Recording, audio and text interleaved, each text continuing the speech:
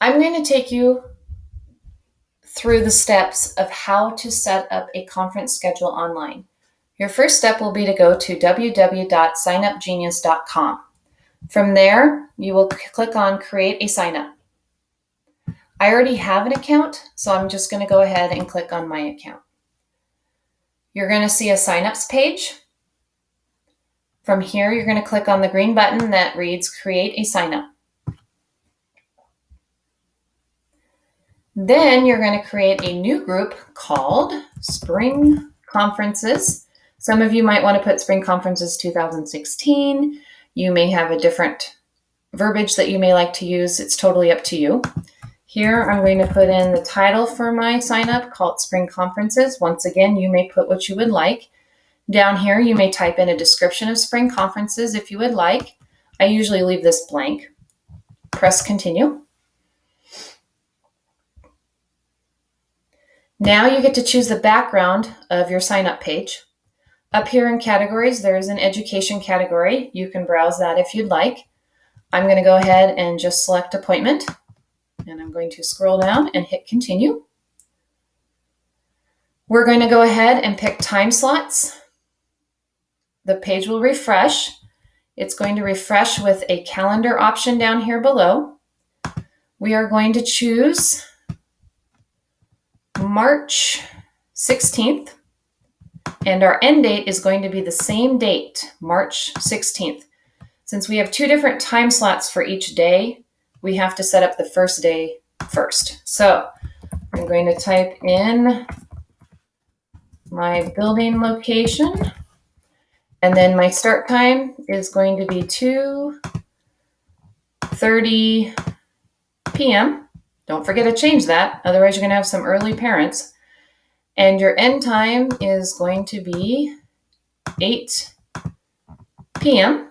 And then this is very important. You have to change your increments to 20 minutes. Okay? And then check this box. I need to go through this step more than once to get all my time slots into the system. That's going to allow us to enter in March 17th. Hit continue. You're going to see your first setup. Make sure your date is correct. Make sure your start time is correct. Make sure your end time is correct and that the increment is only 20 minutes. Building location is correct. If you need to edit the time slot individually, this is how you do it. If you want to delete a time slot so you can have a break for lunch or dinner, you would delete it here. Okay? Now we need to add March 17th. It's very important that you do not do it down here, okay? Because it will not allow us to choose the 20-minute increments. You have to choose it from here. Add time slots. Now we're going to enter in March 17th. Okay, I'm going to type in the same location. Start time is going to be different. We're going to start this one at 8 a.m. And we're going to stop this one at 8 p.m. All right. And once again, don't forget to change this. 20 minutes. Very important. And then add time slots. Okay. Now you should have all your time slots for conferences, March 16th and March 17th. Check for your start time. Check for your end time of that conference so you know it's 20 minutes. And check your dates. If everything looks good, then you can proceed onward. Hit update. Now you're going to have a title of a slot and a help comment. The title of the slot, I usually use student name. Help comment, enter student name. Usually a brief direction for the parents of what you are expecting them to do will help in the comment. You may choose your layout any way you want it. So the date and time would be on this side. The title of the slot, which is student name, would be on this side, or vice versa. I prefer this one. It's totally personal choice, and you can always go back and change it. Press continue. Okay, now this is where the personable side of this comes. They can enter their email address and you can require it. I usually do because it'll send out a reminder 2 days before about the conference. It also does not appear to the parents. It's only private for you. I say no on the phone number and no on the address because I can look that up in Synergy. You can also hide the names from group members if you'd like. That's up to you. Scroll down. Here, we need to change my comment. Okay? And put in student name. And you have to require that because otherwise when parents sign up, they don't enter it and then you have no idea who signed up for that time slot. So it's very important that you require the student name there. From here, you want to be notified by email if people sign up, edit, delete their sign up slot.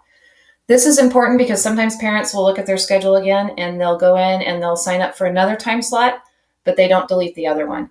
So every time you get a notification, it will let you know what happened, and then you can go in and look at your schedule to make sure somebody isn't in there twice. Send reminders to people. You'll want that option. I uncheck the swapping option. I don't allow them to swap among themselves. I let them edit their own slots, but not to swap among other parents. Encourage my members to share about this sign up on Facebook, Twitter, or Pinterest. It's just social media, so I just uncheck it. No reason to deal with it. Press continue. This is the example of what your parents will see. Okay? Go through, make sure it looks like how you want it to appear and that your time slots are accurate. Okay? What happens is your parents will click here for sign up, and then it will ask them the information, and then they will hit submit and sign up. If you are ready to go live, as they say with this page, you're going to proceed to invite and publish.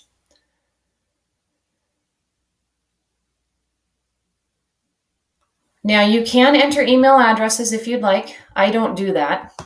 What I do is I click on take my sign up live, but don't send emails.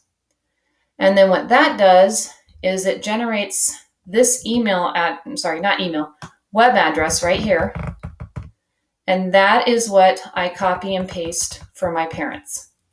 So I will copy that and paste it on a letter home for the parents so they can enter that in and sign up.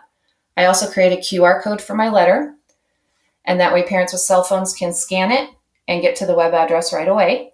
And then I also post it on Schoology so parents can sign up that way as well. So this is what it's going to look like. If you click on the link, that's your own personal link to your site. If I was a parent, I would maybe say, I want to come in and see little Susie at 3:10 about conferences. Submit and sign up. And then right here, they will put in Susie's name. Okay. And then sign up now. And they are now done. That's it. That's all they have to do. All right. And then if you want to see what it looks like, you can now see, because I'm in my page and I signed up, you can see my name and then Susie's name. If you don't want that to appear, then under those personable options, you would hide that. That's up to you. Since I am the person that created this page, I can delete or edit what happens here as well. Okay? That's it. You're ready to go. If you have any questions, let me know.